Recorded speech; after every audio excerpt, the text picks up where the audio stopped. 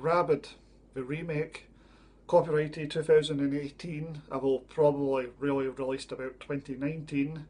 It's by the Soska sisters. Now, I'm not a massive fan of the first Rabid.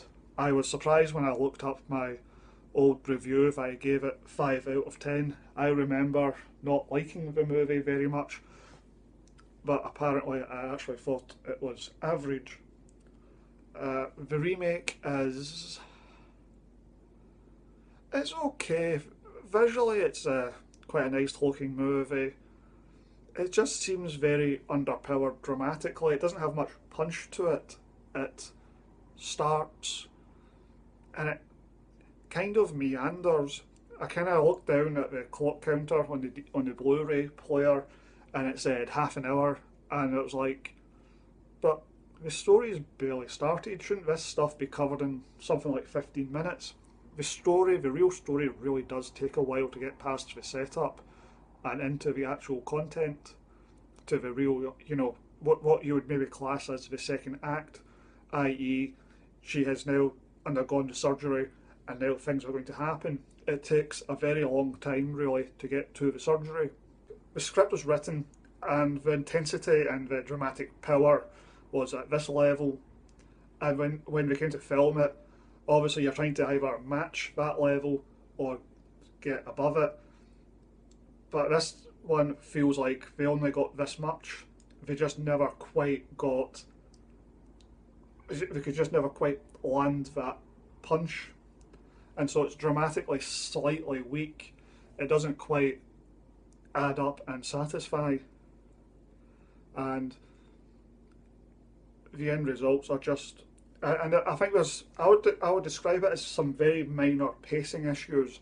I think it's just slightly meandering, slightly slow. There's a couple of scenes or whatever that don't really contribute much and may have benefited from just being cut or heavily reduced.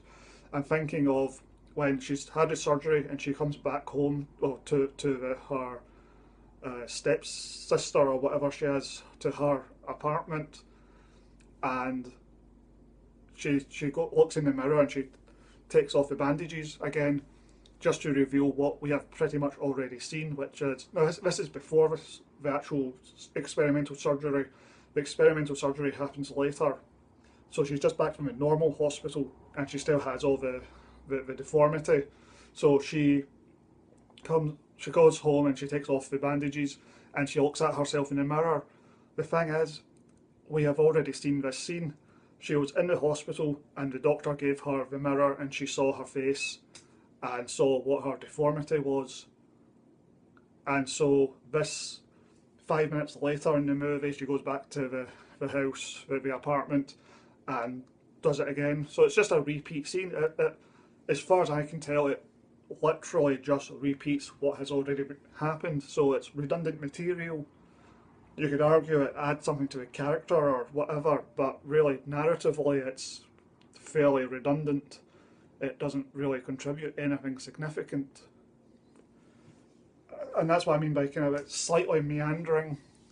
The movie, as I say, just kind of never quite hits the script's more intense than the actual film. It's just a bit middle of the road, really. It's perfectly watchable. It's only really till the end when the movie really kind of falls apart. The pandemic side of it, when people get infected with the mutated rabies or whatever, that becomes, that whole side feels like a reshoot. It's almost as though it wasn't there in the original script and shoot, and we went, oh, we're missing it, it's not dramatic enough, what we need to do is add a pandemic. It almost feels like a reshoot that we've then, done 2 or 3 days of filming on the cheap of a pandemic and we've inserted it into the movie in the edit. It really looks and feels a bit like that. And it's definitely 100% not the case, because this is a remake of a 1977 movie and the pandemic side of it was in the original movie, so it's definitely shot as part of the main unit. But that's what it looks like. It just feels very inserted at the last minute. Like, oh, this wasn't quite dramatic enough, we need to insert more dramatic stuff. it's very disconnected. The main characters, the main storyline is very disconnected from the rabies outbreak. It doesn't. The rabies outbreak doesn't seem to really connect to the the main storyline.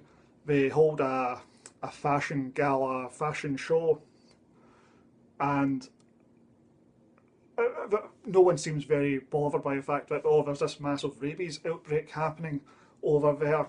They're just going to do a fashion show. You know, they're not going to cancel it. They're going to keep doing the fashion show. And one of the models, the main character model, comes in, you know, supporting the stepsister, I guess she is. She comes in saying, "Oh, I was bitten by someone, some mad woman on the subway," and everyone's like, "Oh, okay." No one goes, "Wait a minute, you were bitten by a mad person. Maybe you're infected by this rabies thing." It's a little bit vague. Maybe the authorities have not released information about the rabies. It's possible. So I'm not really sure. I'm not saying the logic is 100% wrong. I'm just saying the logic is not as strong as it perhaps it could be, and it does. As me watching it, I am thinking to myself, why are people not reacting more to the fact that she was bitten? Why are people not going, oh, you are now infected by this new disease? The very end is very goofy, very silly. They try to create this scary image with there's something on a wall. People enter a room, and to be fair, the characters are busy. They are preoccupied with other issues, but no matter how preoccupied they are, they should notice this big massive thing on the wall, but they don't notice it, and it takes them like several minutes maybe before they go, oh, there's something on this wall that's of significance, and what is on the wall is very goofy looking. They were, you can imagine the concept art was really cool and impressive, but you watch it, what they actually created on set just looks like crap and silly and goofy, and the cinematography does not help. They overlit it, and it's just on display. You can see it clearly, and it looks not cool. It's very silly looking, and that kind of more or less kills the end climax because it's just silly rather than scary. Not that the movie ever was scary. The movie has no scares in it at all, but I didn't really expect that from it. The Soska sisters are not good action directors. I have found that with their previous movies, when it comes to action, they seem to film and edit quite poorly. It just doesn't really cut together very well. I've never found any of their action sequences to be well put together. The Doctor, who is I guess, the main bad guy, his motivation is a little bit vague. Yes, he does get given motivation, but I would argue it's not explored adequately. It's a little bit vague, and what he's actually trying to achieve, immortality. I mean, is the rabies outbreak on purpose? Is it an important part, or is it purely an accident? Is he happy that there's a rabies outbreak, or does he just not care? You could argue this stuff is either up to the audience to decide for themselves, or the filmmakers actually do know the answers to this, and they just didn't give you the answers on screen. They did not give the Doctor a big speech explaining everything precisely what he was trying to do and what was on purpose, what was a mistake, and whatever.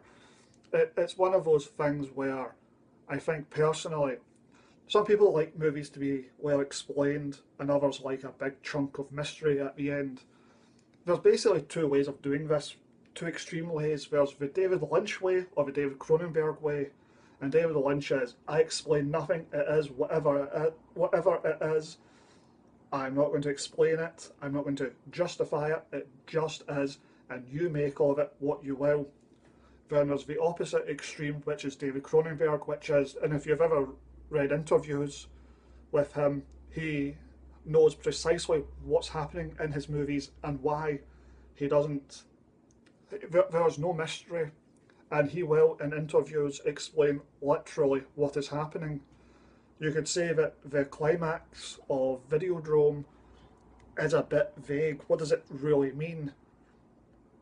Probably, almost certainly, if you were to read up interviews interviews with David Cronenberg, and if he is asked what does the end of Videodrome mean, he will probably either give you an outright 100% precise answer, or he might give you, well, it means either this or it means this, but he will have a pretty clear idea as to what he was specifically saying, I think, in all likelihood. Anyway, the point I'm trying to make is that you can be mysterious and leave it up to the audience to interpret what they've seen, which is the David Lynch way in the extreme, or Stanley Kubrick's a wee bit like that. He will leave a large amount of it up to the audience. There's at least room for interpretation. I have become, with time, much more of a fan of the David Cronenberg this is this type of storytelling. I think mystery, mysterious ambiguity is heavily abused. You watch some movies and there's no reason whatsoever, narratively, there's no justification. The movie is not mysterious enough, there is no real significant central mystery hidden within the story, and the movie ends on an ambiguous note. Did he do it? Did he not do it? Did he murder that person? Who was that person who did that at the end of such and such? When they leave a big chunk of something unexplained, I find I find that to be, instead of an interesting, delightful mystery, I now find that to be like lazy, underthought, undercooked, underdeveloped, underthought nonsense, and they've just dumped they just haven't joined up the dots in the story that they themselves created, and it's a case of, oh, let them work it out for themselves.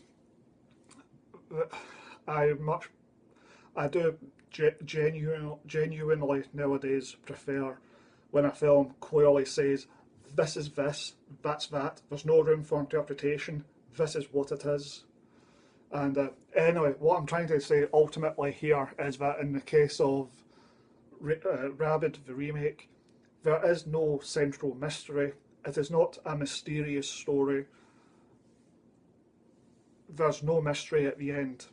So this type of movie would benefit from having the mad scientist character having a nice long 2-3 minute monologue where he explains everything, and you can understand exactly what the filmmakers themselves were trying to do and say, and what the characters inside the movie were trying to do and say. I think that's better rather than being ambiguous. Other opinions exist on this if you prefer it to be kind of mysterious or whatever. Anyway, in my opinion, the Doctor character should really have maybe explained himself a bit better. As it is, I find it slightly ambiguous, the ending. Ambiguous is not necessarily the right word, but there's room for interpretation as to what he was trying to actually achieve. Overall, was Rabid a good movie? No. Was it average? No. I think it was below average. It starts fine, but I think towards the end it kind of slips and becomes a bit definitely below average. It's not a particularly satisfying movie. I assume the original Cronenberg movie is better.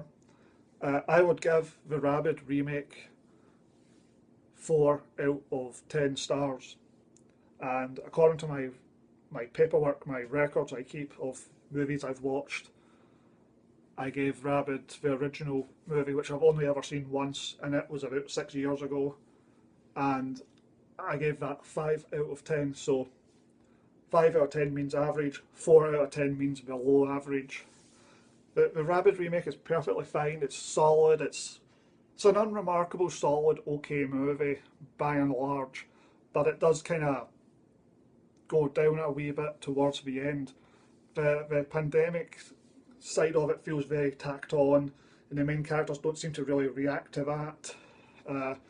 The characters don't really, like the main character doesn't really tackle the situation. She becomes this sort of vampire, but she doesn't really know that she's a vampire, so she's not very proactive as a character. She doesn't see, oh, there's a situation, here's a problem, here's a challenge I need to overcome, and then she fights the challenge. She goes to the challenge and attacks it or whatever and tries to overcome it. She's relatively speaking quite passive. She's kind of just sort of dragged along by events, and she goes out and murders people, but she doesn't really remember that, and she thinks they're just vivid hallucinations. The level of violence and gore is relatively restrained. It kind of cuts away from it all, which might just be a budget thing rather than a issue of taste. I don't know. I think that's one of the things of like the 80s slasher movies, etc. Definitely one of their strengths is the practical visual effects, and there's a lot of blood and guts. It's good to see the knife go in or whatever, to actually see the physical violence happen. As a horror audience, I think that's what a horror audience wants to see. They don't want to see someone start to be attacked and then it cuts away, or the camera work gets very shy and cuts away from the actual, where the wound is happening, where something is being inserted into the body. Instead, it cuts to someone's face going, ah! I mean, it's classy filmmaking, but horror movies don't, as a general rule of thumb, don't benefit from being treated as high class. It's, I think as a horror movie fan, I would have definitely preferred the movie to be more violent, to put the violence on screen, which they really don't. So yeah, the movie's fine, it's okay. I wouldn't really recommend it, but I wouldn't warn against it. The movie was below average with some things to like. I mean, it's visually quite nice looking. The actors are quite good, I think, for the most part. It's an interesting enough story.